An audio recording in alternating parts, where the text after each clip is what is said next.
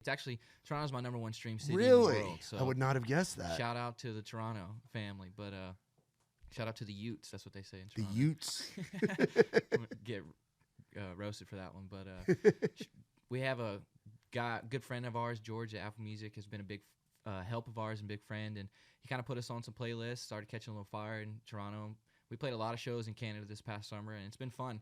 It's a wild experience, I play a show back home. There's a few cats. We're still, coming up, and not everybody knows every word. We play shows in Canada, and it's like, how do y'all know the words of these songs that aren't even out yet? And so the wildest experience, seeing 12-year-olds know every word to your song. And I'm like, I live 1,500 miles away from you. We're in Vancouver. How do you know this? Yeah, dude. I remember back in my touring days, I worked with the Muscadine Bloodline guys. I sold.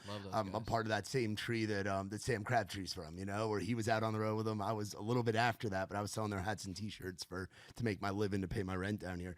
And I remember them always saying, because they're from Mobile, and they would say like, it's crazy that they couldn't sell out the room in Mobile, but they could go to Texas or Chicago or Washington State and sell out a room that was even bigger than the room in Alabama. Such a wild feeling. Like, it's wild that, like, you would think that the hometown, that a Coyote Joe's in Charlotte or something like that would be like the highest ticket sale, but it could be 1,500 miles away in freaking Toronto with your Utes, Yeah, dude, it's wild.